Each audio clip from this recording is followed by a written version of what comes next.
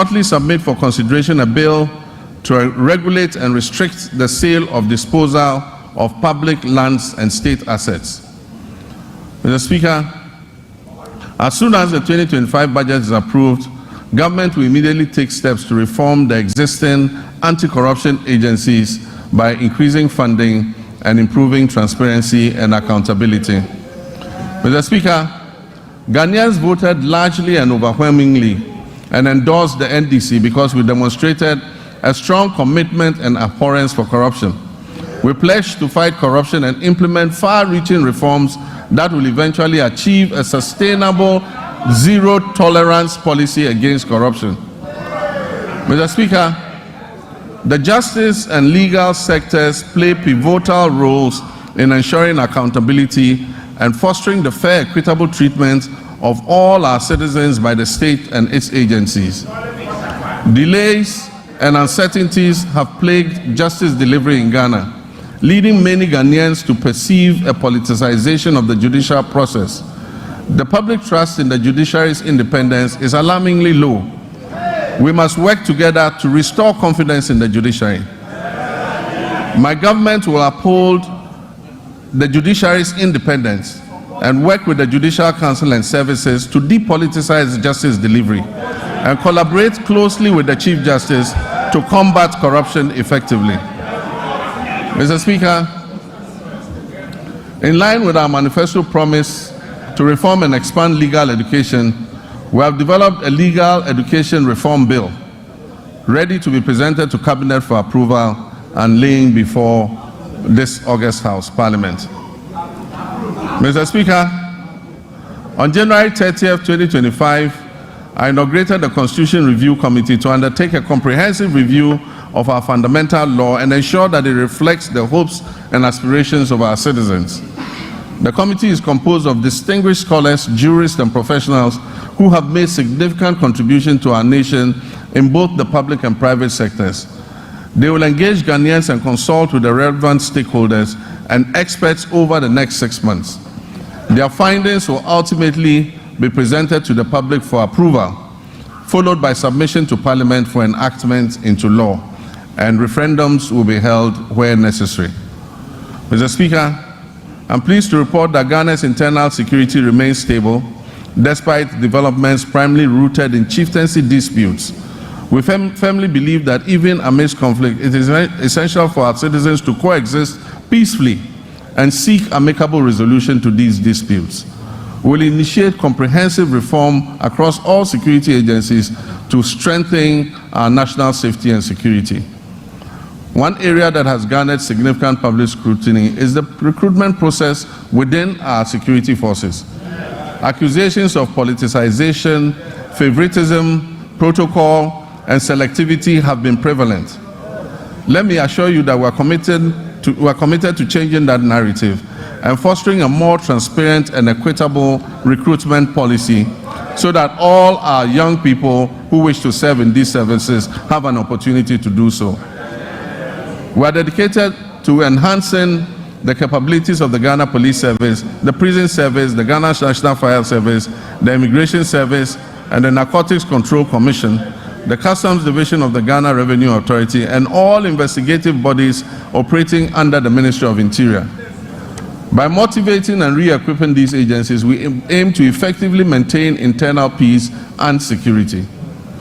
Mr. Speaker, I want to reaffirm this government's unwavering commitment to prioritizing the welfare and well-being of our brave men and women in uniform who sacrifice daily to uphold law and order and secure our nation's peace.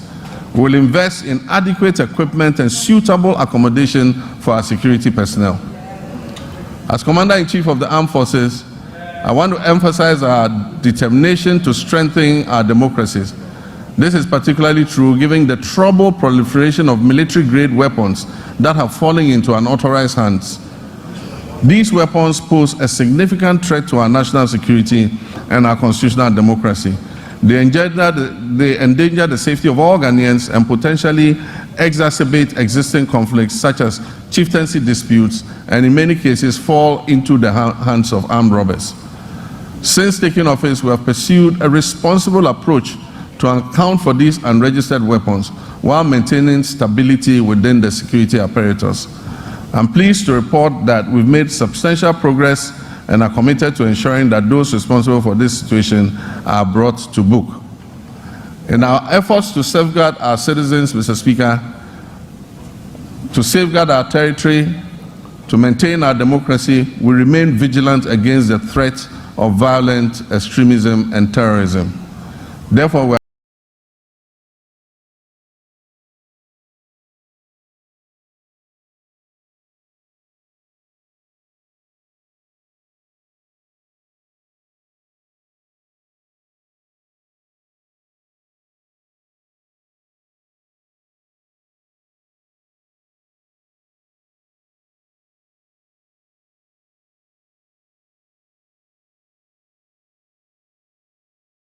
are resolute in enhancing our defense mechanisms through diplomacy, counterintelligence, information sharing, infrastructure development, and the acquisition of appropriate technology. Achieving a stable and secure nation necessitates the motivation of our uniformed personnel. Currently, the Ghana Armed Forces faces a housing shortfall of over 17,000 units, and we recognize that the inadequate state of barrack accommodation needs to be addressed promptly. In addition to housing, we'll prioritize improvements to rations and fuel supplies for our security forces. Quality healthcare is another critical aspect of motivating our armed forces. As we work to expand and improve facilities at the 37 Military Hospital, complemented by the recently restored oxygen plant, we remain committed to finishing the delayed Afari Kumasi Military Hospital, which is still a top priority for my government. The goal is to complete and operationalize this facility before the end of this year. Mr. Speaker, like many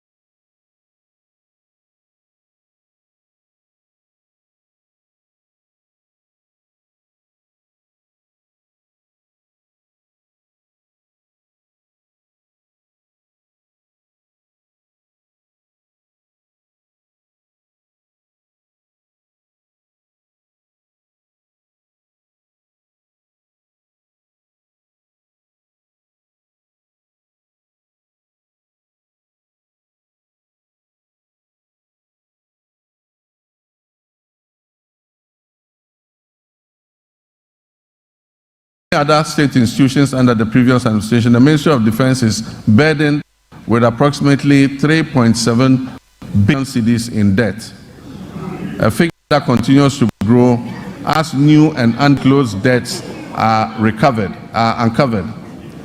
However, the demands of our Army, Navy, and Air Force continue to rise, necessitating the need for modern platforms for effective operations.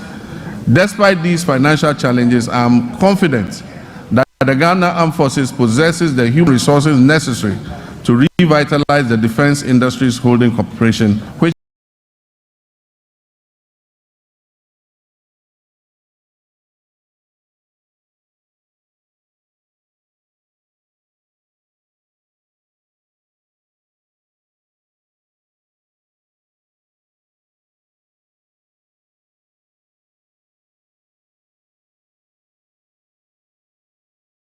can support the government's efforts in this regard.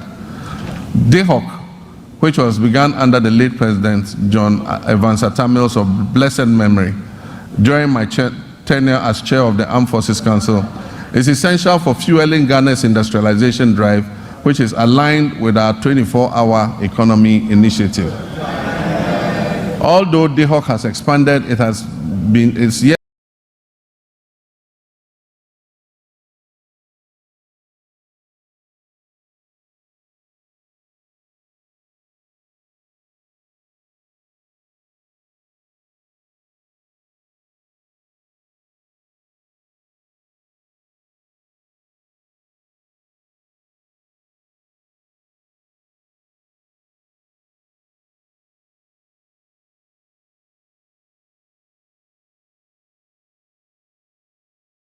to be fully optimized to deliver the returns needed for the Ghana Armed Forces and our nation. I've tasked the Minister for Defense with incorporating innovative and significant private sector participation into DHOC's operations to harness its considerable potential for economic growth. Mr. Speaker,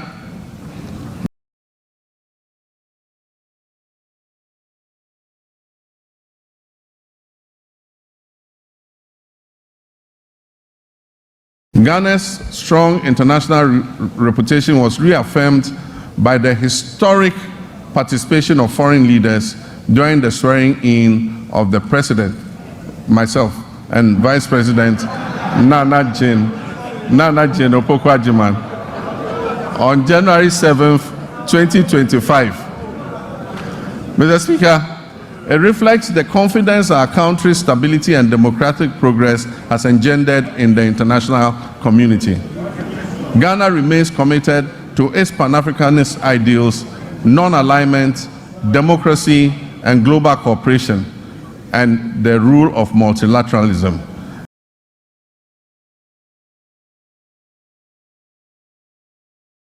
Embracing a policy of friends to all and enemies to none. We'll continue to cultivate diplomatic ties based on mutual respect and shared values. Mr. Speaker, Ghana is open for business.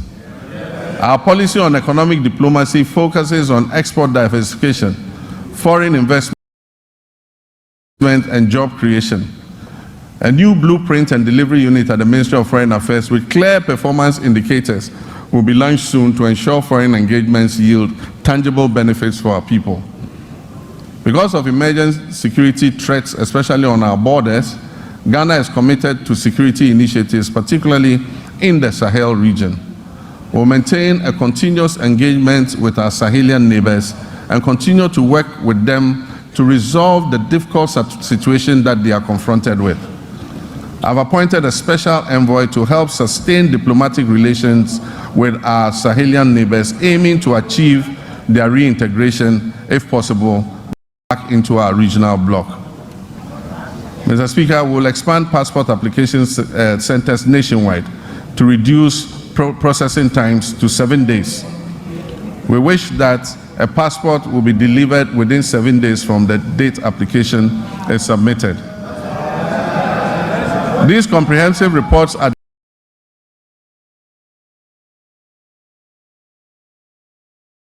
the passport office is going to align with our vision of a 24-hour economy. The passport office is going to work 24 hours to process passports that have been applied for. Mr. Speaker, as we reset Ghana to serve Ghanaians better, government will also revamp the labor administration institutions in the country. We'll promote social dialogue and foster harmonious industrial relations among stakeholders. In the coming months, the National Tripartite Committee, led by the Sector Minister, will organize a national labor conference to discuss pertinent issues affecting labor and employers. The recommendations are expected to influence and shape government's policies and programs in this sector. Mr. Speaker, we will launch the Ghana Labor Export Program, which would allow Ghanaians to go abroad and work with countries that we have signed agreements in specialized areas like engineering, technology, welding, carpentry, masonry, and nursing, teaching, and so many and so forth. The government will maintain strict fiduciary responsibility for the operation of the National Pensions Regulatory Authority and the Social Security and National Insurance Trust. This year, the NPRA will fully automate its internal operations and the pension industry will be regulated. This is critical to safeguarding the growing pension fund assets. As part of measures to increase pension coverage in the informal sector, which currently stands at only 11%, the government will implement an informal sector pension inclusion initiative to increase participation in micro-pension schemes. Decentralization has been at the heart of our government system, yet key players in the process, such as assemblymen and women, often face neglect and inadequate compensation. Mr. Speaker, I did promise to pay modest allowance to our assemblymen and women, and I'm committed to keeping this promise. The Honorable Minister, when he presents the budget to this House, will would have a provision for allowances for assembly members. My hands a champion, creating temptation. Kudos. Remember what I told you. Whenever you face a challenge, never chicken out. I know exactly what to do. MSG. Just eat the chicken. No. That's my boy. When taste is your goal, use Kivo 100% natural 3-in-1 mix of ginger, garlic and onion powder for steaming all your delicious meat, fish and chicken, and also good for stews and soups. No salt, no MSG, no preservatives. It's 100% natural 3-in-1 mix. Perfect match of taste and flavor. I'm a match winner. But the real champion is Kivo 100% natural ginger, garlic and onion powder. Champion taste. This advert is FDA approved.